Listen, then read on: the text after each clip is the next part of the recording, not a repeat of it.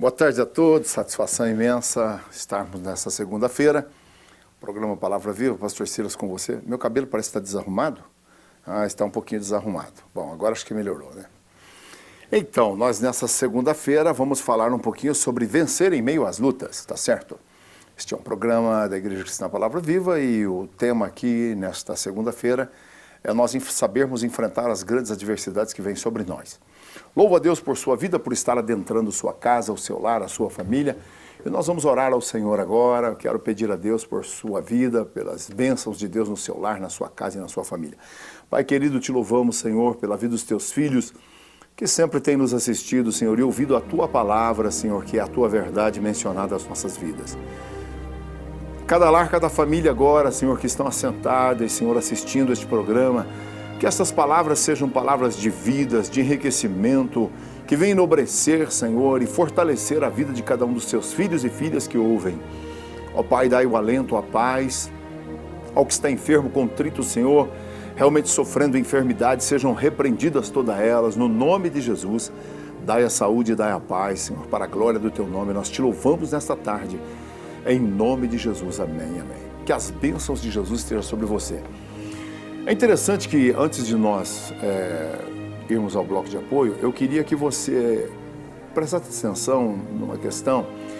Em meio às lutas, às vezes nós nos envenenamos. Em meio às nossas lutas e fadigas, nós costumamos pegar o veneno do inimigo e começar a usar contra nós mesmos. Isso é perigoso na vida, porque na realidade o mundo que está à nossa volta é um mundo que tem muito veneno. As pessoas estão envenenadas pelas trevas, pelo mal, pelo maligno. E na realidade, Deus, Ele quer que nós vençamos, sem que nós tenhamos veneno dentro de nós para matar os predadores que estão à nossa trajetória. Ninguém pode chegar ao céu pisando na cabeça das outras pessoas. Jamais alguém poderá vencer matando outras pessoas. E sabe, muitas das vezes nós não matamos a pessoa enfiando uma faca, dando um tiro, mas nós matamos com as palavras. Nós envenenamos as pessoas com as palavras. Nós ferimos aquela pessoa que ela morre a sua vida, extingue a sua vida. Ela perde o sabor de trabalhar naquela empresa, de viver naquela casa, estar naquele lugar, viver naquela cidade. Ela se extingue. Então ela quer desaparecer daquele mundo, daquele lugar. E quantas pessoas perdem até a vida assim. Quero que você veja esse vídeo comigo, que eu acho que é tão importante, que só assista aí.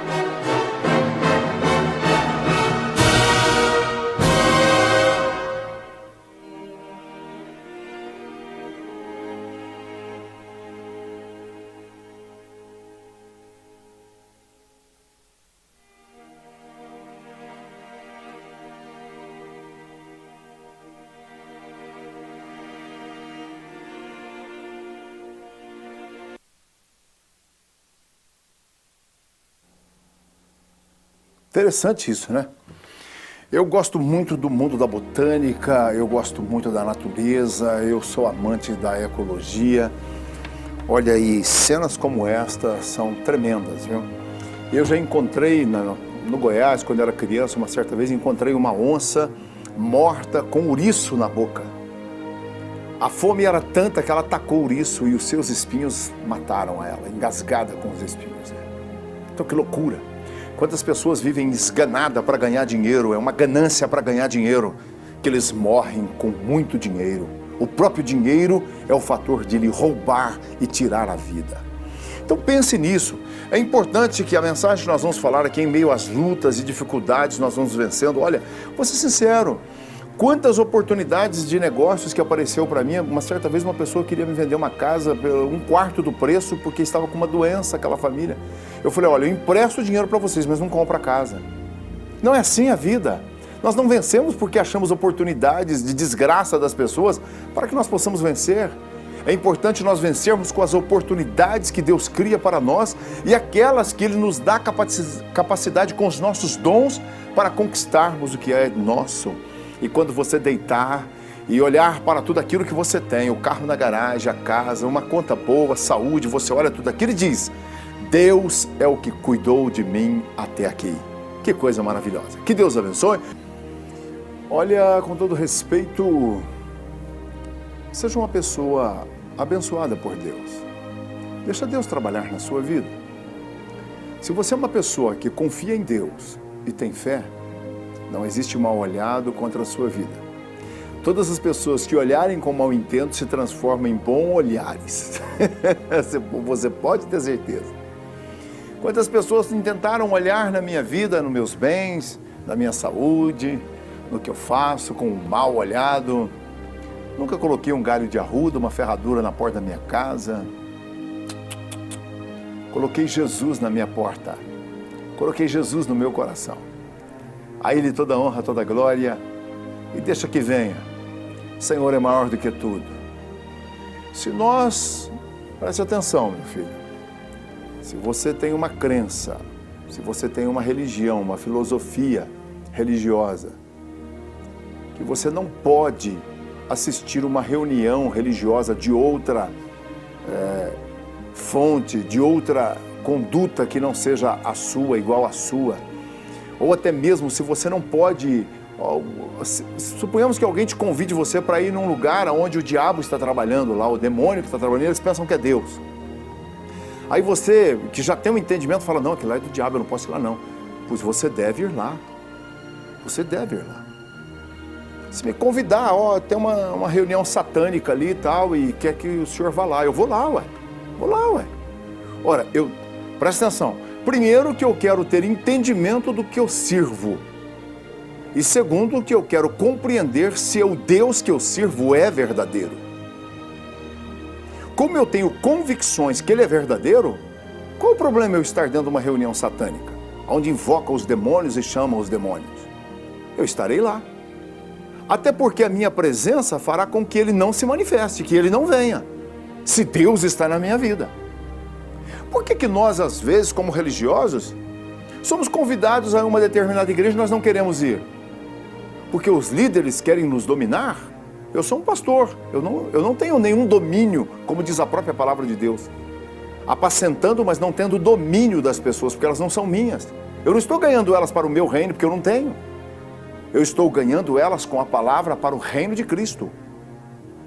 E se me convidarem para ir numa reunião satânica, demonizadora, eu vou lá, ué. Vou lá e vou deixar a presença do meu Deus naquele lugar. Até porque o meu Deus, mediante o que eu tenho tido experiência com Ele é onipotente. Eu vou lá representar o meu Deus. Nós somos nessa terra embaixadores. Quando você diz que faz parte de uma crença, de uma fé, você é um embaixador dessa crença, dessa fé. Então tem pessoas às vezes que falam, não pastor, não vou na sua igreja porque eu já tenho a minha religião. Olha, então sua religião é fraca. Sua fé é fraca, porque você tem medo de ir lá, ué? Não. Olha, gente, nós precisamos aprender muito sobre Deus. Se eu estou com Deus, a Bíblia diz, quem tentará acusação contra os escolhidos de Deus, se é Deus quem justifica eles? Ora, estou com Deus, meu filho. Então, não há medo nenhum, né? Esses tempos me convidaram para estar numa determinada igreja, ministrando uma palavra no casamento. Eu fui. Conheci o Padre Vicente, ficamos amigos, fui lá, dei uma palavra na congregação do Padre Vicente. Estive lá na congregação do São Judas junto com o padre, eu não me lembro, ele um padre novo, também deixei uma palavra lá, né, num casamento. Ora, eu acredito que eu estou aqui representando o reino de Deus na terra. Nós somos representantes do reino de Deus. Então eu não posso criar barreira por causa de religião. Negativo, gente, tá? Hoje nós vamos falar aqui um pouquinho sobre as lutas da vida, tá certo? E você não pode comer pão de dores. Você não pode viver uma vida de tristeza. Você tem que viver uma vida de alegria, ainda mais se Deus está na sua vida. Então, vencer em meio às lutas é o tema do nosso estudo nesta segunda-feira abençoada. Não é brava não, hein? Que tem gente que fala, segunda-feira brava. Bom, se o cara bebeu o final de semana todo, empanturrou de carne, dormiu tarde, tá de ressaca segunda-feira, coitada dessa empresa e desse patrão. Porque quem vai pagar o pato é o patrão e a empresa.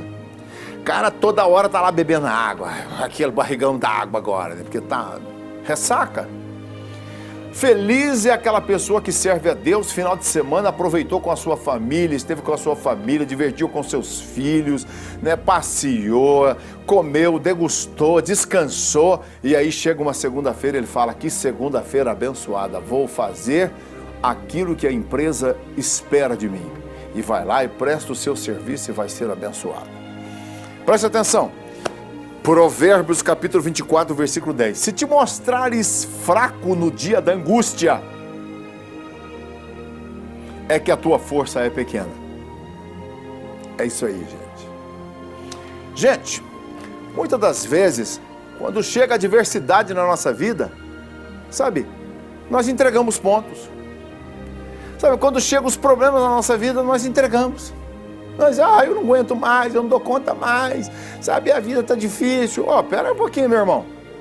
Meu irmão, você quer carregar a carga que Jesus carregou?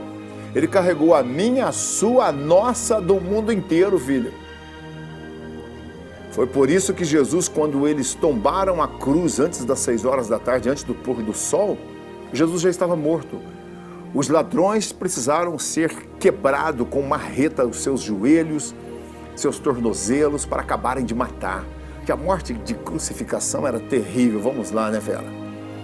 Então, quando eles desceram a cruz, os ladrões estavam ainda em vida, respiravam ainda. Porém, Jesus não, porque o peso dos nossos pecados caiu sobre ele. Sua morte foi muito rápida. Todos os flagelos de nossas vidas caíram sobre a vida de Cristo. Tá certo?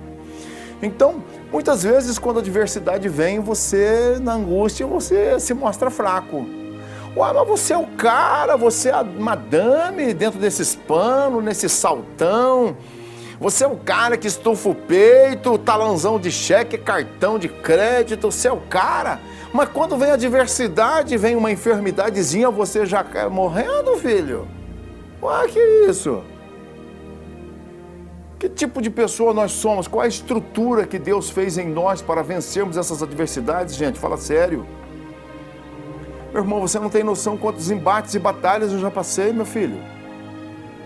Quantas vezes no vale da sombra da morte, retirando pessoas do vale da sombra da morte, enfrentando marginais, tentando tirar filhas da igreja, tirar filhos de irmãos, enfrentando cadeia para ajudar pessoas. Meu irmão, é a vida, meu irmão. Eu vou ser sincero, já passei por embates na minha vida, na minha juventude, meu filho. Agora, uma coisa é sério, né, gente? Vamos pensar seriamente nisso. Cada embate de nossas vidas é uma experiência adquirida. É um degrau na sua trajetória que você subiu e alavancou.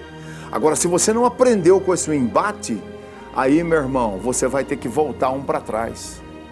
E você vai ter que passar outro de novo. Porque cada luta, cada angústia, cada sofrimento, cada decepção, as agruras que nós enfrentamos, meus filhos, elas são um baluarte na nossa vida. Ora, o corredor, o atleta que corre no estádio, ele corre atrás de um prêmio. Quantos atletas perderam a batalha porque eles ficaram dormindo no momento em que deveria estar treinando? Então, a vida é um curso de treinamento que faz, é um treinamento extensivo para que quando chegar a adversidade e a angústia, nós estejamos prontos e tenhamos força para vencer. Se você não está vencendo, é duas coisas que está complicado na sua vida. Primeiro, está faltando Deus. E segundo, esse Deus que você está servindo, Ele não te prepara para essas batalhas. Eu me lembro o dia, por exemplo, de grande angústia da minha vida, que eu posso lembrar que foi a fase mais difícil na minha vida, foi quando eu tive que enterrar o meu irmãozinho, eu com 10 anos de idade, ele com 5 anos e meio, na cidade de Piracicaba. Como foi difícil aquilo.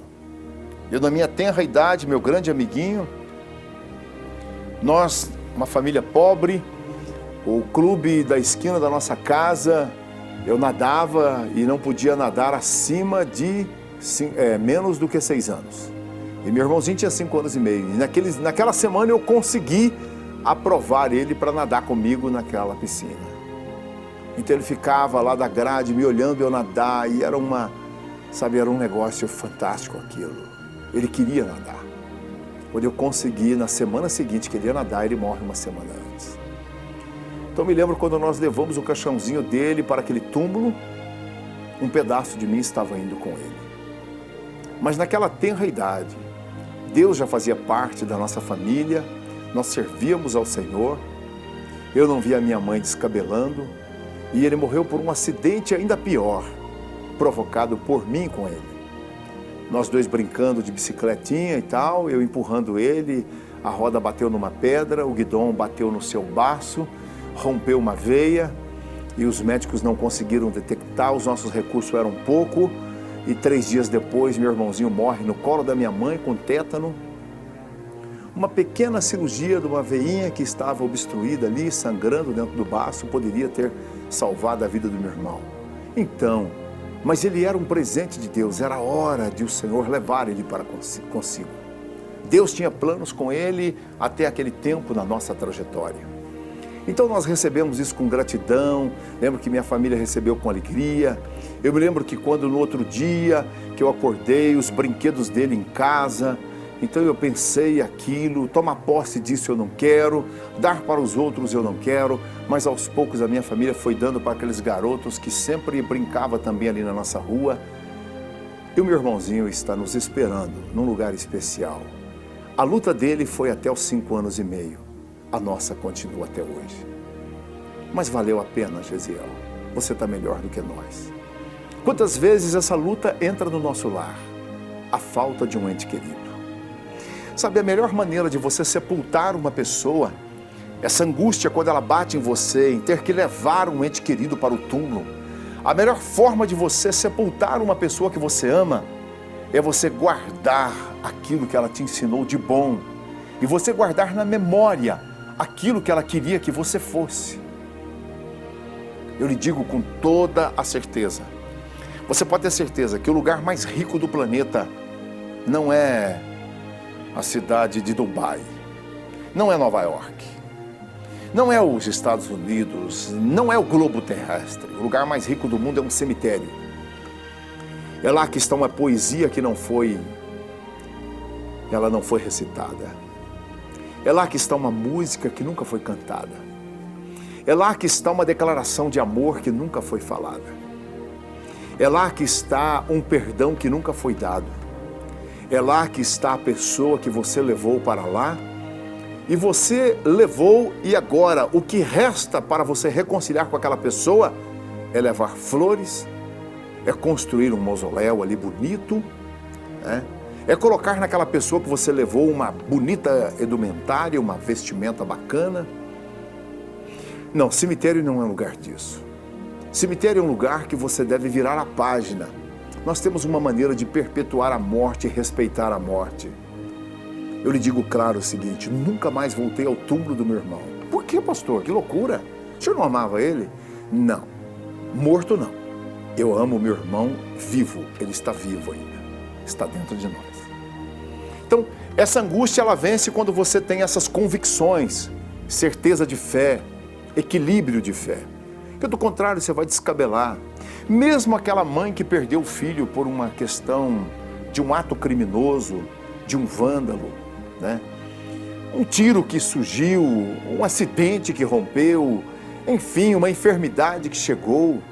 Vencer essas angústias, vencer esses flagelos, eu lhe digo, não é fácil. Porém, a Bíblia deixa bem claro o seguinte: no demais, irmãos, não sejais ignorantes concernente àqueles que dormem, porque nós iremos a eles não virão mais a nós. E em livro de Hebreus, porque muitas pessoas, elas acreditam em parte da Bíblia. Olha, se você acredita em parte da Bíblia e não acredita em outras partes, a Bíblia então é mentirosa. Porque ela não pode produzir uma verdade e uma mentira. Ela não pode produzir uma verdade que te conduza a uma certeza e te conduz com uma palavra de dúvida, de incerteza. Então isso não é Bíblia, não é a palavra de Deus. Livro de Hebreus deixa bem claro: ao homem está ordenado a morrer uma só vez, vindo depois disso o juízo. Também no capítulo 17 de Mateus, quando aquele rico lá nas trevas quis voltar aqui, o Senhor deixou bem claro a ele. Lá tem Moisés e os profetas. Ele, não, mas se alguém dos mortos for ter com ele, Jesus, foi Jesus quem deu essa doutrina, gente. Isso aí é doutrina teológica fundamentada, embasada na palavra de Deus. Ele disse, mas se algum dos mortos for ter com ele, ele falou, de maneira alguma, se não ouvir os vivos, muito menos ouvirão os mortos. Né? Então, muitas vezes, a questão das pessoas querer ouvir os mortos é aquele sentimento que ficou guardado. É aquela poesia que não foi recitada. E a pessoa então quer falar com seu ente querido, não envolva com isso. Pare com isso. Isso é perigoso. Isso é uma área perigosa. Lembre-se de uma coisa. A Bíblia deixa bem claro que ao homem está ordenado a morrer uma só vez, gente.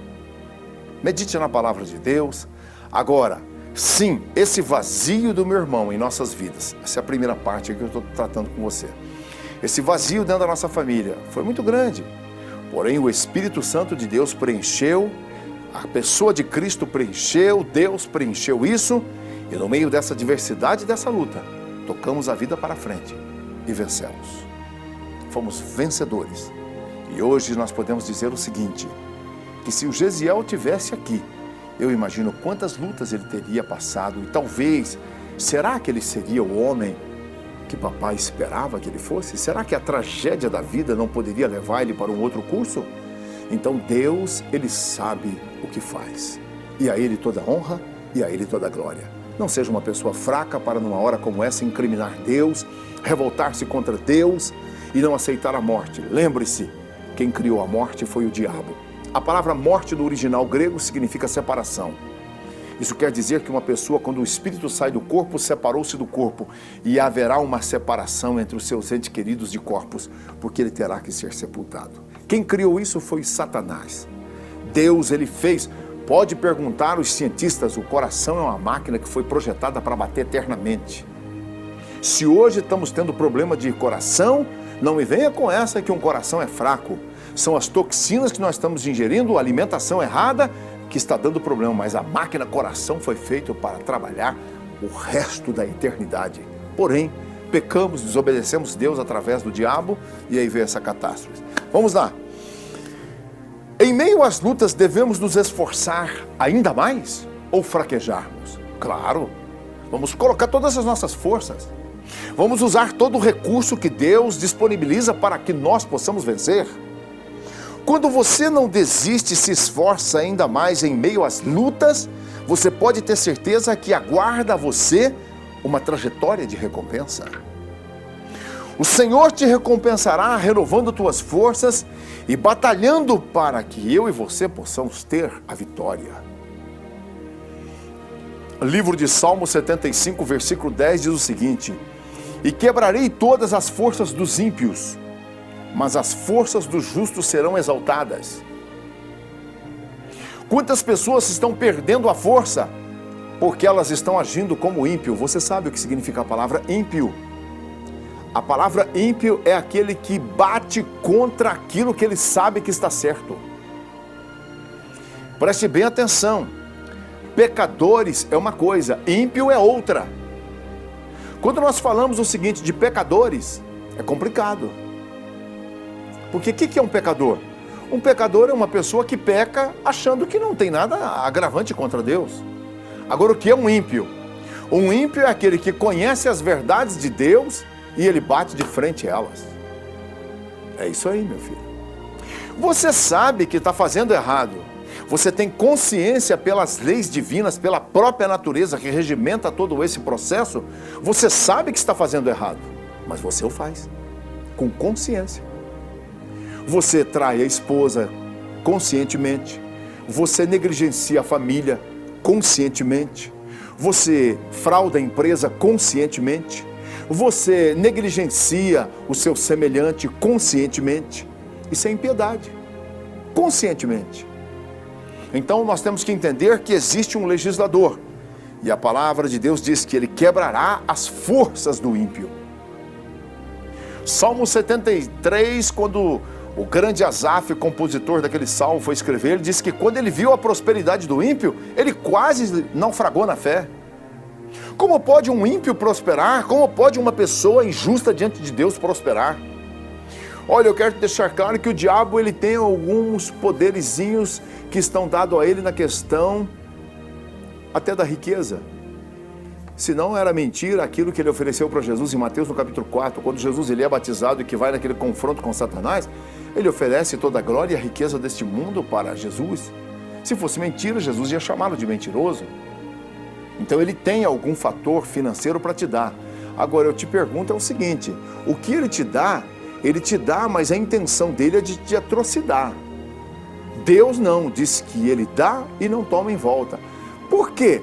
Porque o próprio diabo, esses poderes que ele tem, que ele rebelou contra Deus, Deus não tirou deles, porque o dom de Deus é sem arrependimento.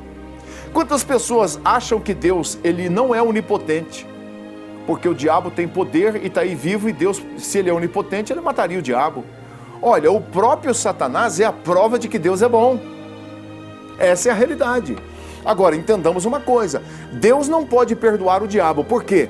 Porque o diabo não teve ninguém para tentar ele. Ele fez por livre e espontânea, livremente, vontade própria. Diz que de dentro dele saiu aquele desejo de rebelar-se contra Deus. Não teve ninguém falando na cabeça dele. Ele pecou voluntariamente, e o pecado voluntariamente, quando você se expõe para pecar, praticamente já não resta mais sacrifício por isso. Eu sempre digo o seguinte, que a mulher ela pecou porque ela queria conhecimento. Mulher é mais inteligente do que o homem, hein? Mulher é mais sábia do que o homem. Quando ela quis comer daquele fruto, ela quis comer porque ela queria inteligência. Agora o homem não comeu porque ele queria inteligência. Ele comeu porque ele queria pecar.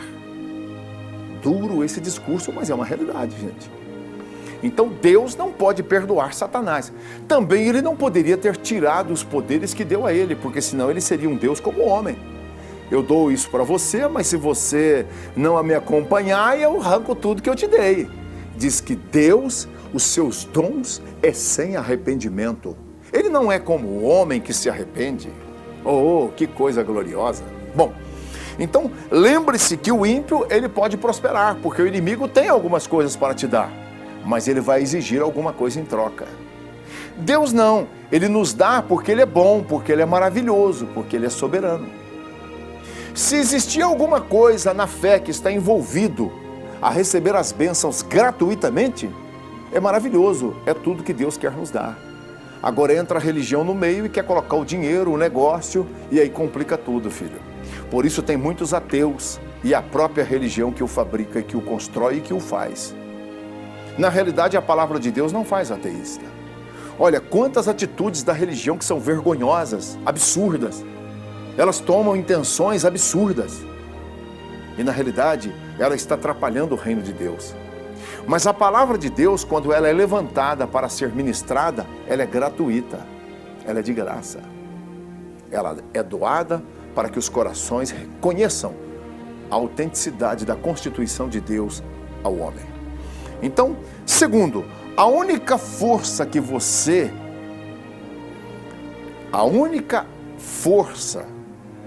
tem em você, ela deve vir de Deus. Ela não vem de mim, ela não vem de nós, ela vem de Deus, tá certo? A única forma de você e eu ser realmente vencedor é continuarmos firmes. Firmes. E essa firmeza, ela está embasada à nossa fé. Isaías capítulo 26, versículo 3 diz o seguinte: Tu conservarás em paz aquele cuja mente está firme em ti, porque ele confia em ti. O Senhor aqui está dizendo pelo ministério do profeta Isaías que tu conservarás em paz aquele cuja mente está firme em ti. Aqui está dizendo o seguinte: Deus, tu nos conservarás em paz, porque a nossa mente está firme no Senhor. A nossa mente está firme em ti, ó Deus. A nossa fé está embasada no Senhor. Então, porque Ele confia no Senhor. Quando eu confio no Senhor, Isaías 26 e o versículo 3. Então, quando essa forma que realmente nós colocamos dentro de nós de sermos um vencedor, uma pessoa que ela está lutando para ser vencedora, ela não faz nada errado, ela faz as coisas certas. Eu achei interessante, com todo respeito, né? Eu achei interessante um repórter falando sobre a nossa seleção, que teve um golpe fatal aí, né, nessa Copa, que enquanto os alemães estavam lá treinando e sacrificando as suas vidas, abrindo mão dos seus lazeres e tal, os brasileiros, que na cabeça deles são os campeões, estavam lá andando de bicicleta, jogando sal grosso no campo de futebol, o outro lá fazendo as suas mandingas. Olha, num jogo, gente, ô filho, sou pastor, filho. Ô filhinho, eu sou pastor. Não sou um medíocre aqui, filho. Olha, eu entendo das coisas espirituais. Em questão de jogos, filho, não tem macumba, não tem mandinga, não tem reza, não tem oração. Não tem Deus, filho. Jogos é sorte. Sorte, filho, sabe de quem? De quem treina, de quem luta, de quem batalha, de quem corre atrás. Tá certo? Então, numa hora dessa, não adianta você... então essas pessoas que fazem mandinga para ganhar a loteria já teriam ganhado, filho. Não, filho, esse negócio é jogo. E jogo, quem ganha, ganha o inferno. Quem perde, perde a alma. Então, meu filho, é melhor você pensar nisso como um esporte. Esporte. O que é um esporte? Um esporte é onde as pessoas executam o físico. E vamos lá, vamos para cima, filho. Aí, deixa de ser um jogo. Tá certo? Porque, na realidade, os jogos, eles surgiram da Grécia e eram guerras frias. Ao invés de matar um monte de gente, vamos colocar dois aqui gladiando e pronto, e quem vencer é dono de si, pronto, e vence o inimigo. Então, esses embates que vieram a questão esportista, meu filho. Agora, nós temos que entender que isso aí exige treinamento físico. Pode fazer a mandinga que você quiser, meu filho, não vai resolver problema nenhum, filho. Então, quando eles estavam lá brincando, tinha gente surrando o corpo, filho, mexendo com a massa muscular. E foi lá e fez os gols, filho. Chato isso, né? Mas é interessante para você entender que aqui é a luta. Existem coisas na nossa vida que você vai ter que enfrentar de unha e dente, meu filho. Mas existem outras que a bênção de Deus e a palavra de Deus diz: Deus enriquece e não acrescenta dores. Ele não acrescenta dores. Como diz lá o Salmo 127, inútil vos será levantar tarde, trabalhar tarde, comer o pão de dores, sofrimento. Inútil isso, inútil isso. Se não tiver a bênção de Deus é diferente, filho. Então veja bem, terceiro, é com a força que vem do Senhor que você consegue superar as adversidades. Você pode, olha, querer fazer o que você quiser, meu filho. Se você não pedir a ajuda de Deus, porque Jesus é o único que esteve aqui, andou neste mundo, enfrentou as maiores batalhas, morreu, ressuscitou e está entre Deus e o homem como mediador. Ele disse: eu sou o único mediador entre Deus e o homem. Não há outro, não há outro, tá certo? Em Filipenses capítulo 4, versículo 13, diz aqui o Senhor, através do ministério de Paulo, escrevendo a nós: posso todas as coisas em Cristo que me fortalece. Eu posso todas as coisas. Presta atenção, meu filho, cuidado você interpretar a vida errada, a Bíblia errada. Você pode tudo, pastor Silas, tudo que estiver na vontade de Deus sobre a minha vida. Mas eu não posso nada que esteja na minha vontade e não esteja na vontade de Deus. O final será fracasso, tristeza e angústia. Mas, pastor Silas, então qual é os sonhos de Deus? Existem os sonhos de Deus para a minha vida, os sonhos básicos. E existem os sonhos de Deus que estão atrelados aos meus sonhos, que passam a ser os sonhos dele. E existem providências de Deus sobre a minha vida como presentes e dádivas que Ele me dá, porque Ele me ama. Então vamos lá, nesse terceiro tópico aqui. As questões básicas supridas. Ele vai suprir. O Senhor Jesus disse, olha, não estejais inquieto pelo comer e pelo beber, essa correria toda. Deus cuida das aves, elas não têm celeiro, elas não ajuntam. Ele cuida delas, vós valei mais do que os passarinhos. O Senhor estava deixando claro que a questão do alimento Ele estaria provendo. Pastor, por que tem gente passando fome? Por que tem gente passando fome? Porque a partir do momento que o Estado ele tomou a independência de Deus e ele quer criar os recursos, ele se responsabilize pela mesa que está faltando pão. Porque quando Israel estava sob o domínio de Deus e que era o governo teocrático, o que é teocracia? Quem dirigia Israel? A teocracia. O que era a teocracia, pastor? Deus dirigindo o povo. Tá certo? Você pode ver que o Senhor abençoou eles e abençoava a sua terra, abençoava o seu celeiro. Vai ler lá em Deuteronômio quando o Senhor diz, bendita é a tua amassadeira, bendito é a sua semente, bendito é a terra do que você planta, bendito é o fruto do seu ventre, bendito é o gado, bendito é o ventre do gado. O Senhor abençoou tudo. Não tem maldição da boca de Deus. Por que hoje esse mundo está aqui se queixando que não vai ter condição de alimentar a raça humana? Porque abandonamos Deus. Porque abandonamos Deus. Você não viu lá que com uma fatia de pão, o Senhor pegou lá 5 pães e 2 peixinhos e alimentou 5.000 pessoas e ainda sobrou comida? Uai, você não crê nesse Deus, não? Ou então, filha, você não crê nesse Deus que Jesus enfrentou o diabo e disse, nem só de pão vive o homem, mas de toda a palavra que sai da boca de Deus?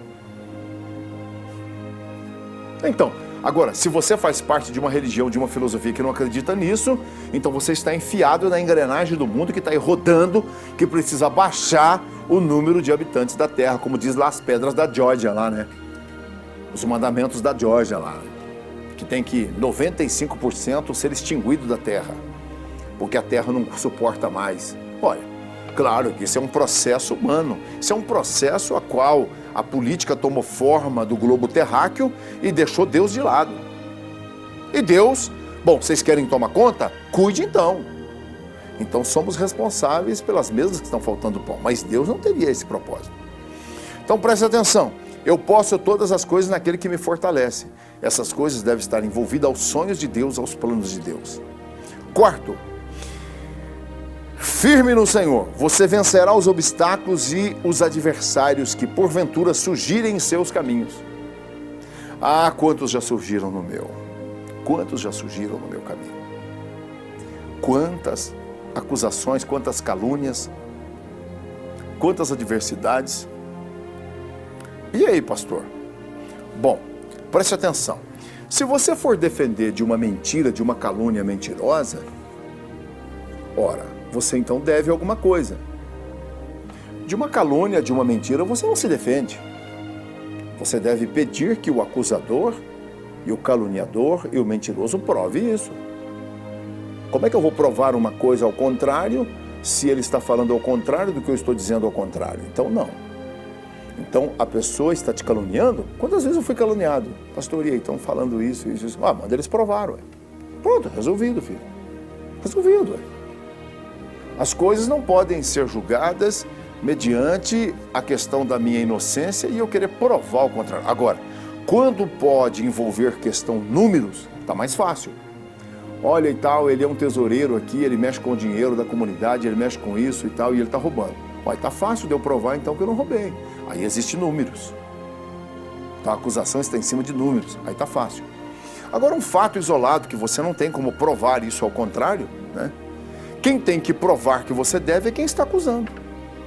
Olha, esse fulano aqui e tal, ele tem roubado essa empresa aí e tal, mercadorias aí e tal. Bom, então ele tem que provar como eu estou roubando aquilo lá. Ah, o fulano falou isso, acusou isso. Então prove que eu falei isso. Então a coisa já é mais complicada. Então, lembre-se de uma coisa. Livro de Romanos, capítulo 8, versículo 37, diz assim: mas em todas estas coisas somos mais do que vencedores, por aquele que nos amou. É Deus quem nos justifica, gente. Eu me lembro de uma determinada época que sofri uma acusação penosa, terrível, na minha vida. E isso arrastou por um bom tempo na minha vida. E eu continuei no mesmo curso da minha vida. Me lembro que o ministério fez uma proposta para me tirar daquela igreja, e eu disse: não, eu não posso sair agora. Está havendo uma acusação contra a minha pessoa, contra a minha moral, e é importante que eu permaneça lá até que isso caia por terra. Ah, mas então você chega lá e prova o contrário. Eu falei: provar o contrário de alguém que está falando palavras com palavras? Não, meu filho. Palavras com palavras é só uma questão de tempo. O tempo é que resolve. E eu preciso de mais um tempo. E assim fiquei. Todas aquelas pessoas que estavam falando aquilo que eu estava fazendo, na questão moral, todos eles caíram naquele mesmo pecado. E eu nunca os amaldiçoei, viu? Com suas próprias pernas, com seus próprios lábios, chamaram para si aquela maldição. Então, nós somos mais do que vencedores. Descansa no Senhor. Há momento que você não saia da presença do Senhor. É o Salmo 91. Debaixo das suas asas eu estarei seguro. A sua verdade, ó Deus, ela é escudo e broquel. Ela me protege. É isso aí, gente. Por que você está se defendendo porque alguém da sua família te caluniando, sua sogra, seu sogro? Por que é isso que você está se descabelando, chorando que você não deve? Que isso, minha senhora? Isso é fraqueza. Isso é uma fraqueza, meu filho. Pare com isso. Sua esposa está dizendo que você está traindo ela. Você não está? Não, se você começar a querer arrumar muita prova aí, meu filho, você está devendo, você tem conta no cartório. Não, de calúnia você... Não, agora tem uma coisa, meu irmão. Se existem indícios que ela pegou e está fragando, está percebendo, então vai chegar ao redundar dos fatos, vai descobrir a verdade, filho. E a verdade, presta atenção, a verdade, ela é a verdade. A mentira, ela está até que a verdade chega. A hora que a verdade chegar, a mentira tem que sair, filho. Então, se você está escondendo alguma coisa, se fazendo de vítima, na realidade a verdade vai chegar, filho. E aí você vai ter que vergonhosamente abandonar, fugir, ou então enfrentar, pedir perdão. É essa a realidade da vida, gente. Vamos para a quinta parte, que já estamos vencendo a hora. Quinta parte, isso. É no momento em que as lutas se tornam mais difíceis que você precisa ficar firme. Então, veja bem, chega um momento que a pessoa fala: não, eu vou provar contra ele. Mas deixa vir, reuniram uma certa vez 5 pessoas, vamos provar que você deve isso. Então tá, então prove. Pode trazer a testemunha, né? Quando chegou, caiu tudo por terra. E aí, meu filho? A sua inocência, ela é transparente. Olha, os magistrados, por exemplo, meu filho, você pode ter certeza, são difíceis aqueles julgamentos que o magistrado, ele não teve a luz de Deus para entender que aquele que estava na sua audiência, ele era uma vítima e não um criminoso. O próprio Pôncio Pilatos, quando ele olha em Jesus, ele tentando facilitar para libertar Jesus, ele disse: eu não vejo nenhuma culpa neste homem. Você pode ter certeza que muitos magistrados, meu filho, não vai se ocultar e de maneira nenhuma se distrair com a verdade que está transparente no rosto do criminoso ou do inocente. Você pode ter certeza, filho. Porque a Bíblia deixa claro, toda autoridade é constituída por Deus. Pastor, corrupta? Não, aí não. Toda autoridade é constituída por Deus quando ela é íntegra. Ela busca a análise da luz de Deus para fazer os juízos. Ela busca a análise de Deus para cuidar do povo. Ela busca o auxílio para tratar com o povo. Como pastor, eu vou ser sincero para você. Eu não quero fazer parte de nenhum sistema político. Por quê, pastor? Porque eu não entendo de política. Eu não sou político. Já fui convidado várias vezes para fazer parte. Não é que eu acho que todos os políticos são corruptos lá, não, gente. Não é isso, não. Eu acredito que existem homens e mulheres dentro da política que, pensam no bem-estar do cidadão e não conseguem fazer nada. Eu acredito piamente. Agora, por que o senhor não então vai trabalhar na política? Porque eu vejo o seguinte, a dificuldade de pessoas sérias lá dentro, saindo até com máculas, né? É uma batalha que você não vence. Então, eu faço política de uma outra dimensão. Eu faço uma política diferente com o cidadão. Na nossa casa de recuperação, por exemplo, quando nós trabalhamos ali, nós recuperando aqueles drogados, quantos drogados que chegavam ali que você vê que ele estava mentindo. Mas eu me mostrava firme, eu tinha absoluta certeza de que o que eu estava fazendo era a integridade para salvá-lo, para tirar as drogas, mas você via nele a mentira, então chegava um momento que eu chamava, falava, a verdade é essa com você, você não quer recuperação, você está aqui para restaurar seu casamento, você está aqui para restaurar sua família, você está aqui para voltar a ter confiança com a família, para poder arrancar dinheiro de novo dela, você está aqui porque está fugindo de polícia, está fugindo, olha, volte para a rua, vai ser preso, e tal, é a vida é isso aí, meu irmão. Então, é um momento em que a luta se torna mais difícil, é que você precisa ficar firme. No quê? Na nossa fé inabalável. Agora, se você não tem, você vai mostrar sua fraqueza mesmo. Você vai mostrar sua fraqueza. Então, Provérbios 24:10. Se te mostrares fraco no dia da angústia, a tua força será pequena. Você será uma pessoa fraca e muito fraca.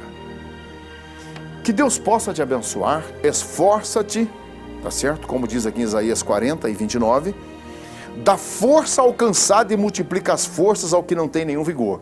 Deus faz isso com você. Levanta a cabeça. Ó, estão me caluniando, pastor. Levanta a cabeça, filho. Que coisa boa, o duro, isso é verdade. Você vai ter que, dificilmente as pessoas querem aceitar isso. Se é verdade o que estão dizendo, levanta a cabeça, chega, realmente, eu sou errado, eu fiz isso mesmo. Eu errei, por favor, me perdoe. O que vocês querem fazer comigo? Eu preciso devolver o que eu peguei. Seja sincero, filho. Nós não estamos machando mais isso na terra. Sabe, é por isso que não quer dar chuva para o solo. Porque Deus olha nessa terra e não está compensando mais, gente. A coisa está ficando feia, gente. Não se acha mais pessoas íntegras nessa terra. Nós só estamos vendo vândalos. São vândalos, meu filho. E as leis que vão se comprometendo, elas estão favorecendo as pessoas erradas. E aí nós queremos ser errados para ser favorecidos. Porque ser certo só toma na cabeça, não, ainda estou disposto a lutar por essa honra de dignidade. Ser um pastor honesto, ser um pastor sincero, pastorear as almas, levar a mensagem de Deus, lutar, trabalhar com as minhas mãos para ter o pão. Eu ainda estou disposto a isso. Louvado seja o nome do Senhor. Que essas forças de Deus estejam sobre a sua vida, sobre a sua família e que a bênção de Deus esteja sobre você. Fique com esse louvor abençoado que nós vamos deixar e eu vou orar por você. Pai querido, muito obrigado por essa tarde, por essa palavra, Jesus. Dai força a esse fraco, cansado, Senhor. Não deixe esmurecer, não deixe ela esmurecer, Jesus. Fortalece, cobre com tua graça, Senhor. E levanta, Senhor, este fraco caído e fortaleça ele, Jesus. Dando paz a essas famílias, saúde e bênção em nome de Jesus. Amém, amém. Um abraço do pastor Silas e até amanhã. Tchau, tchau, se Deus quiser.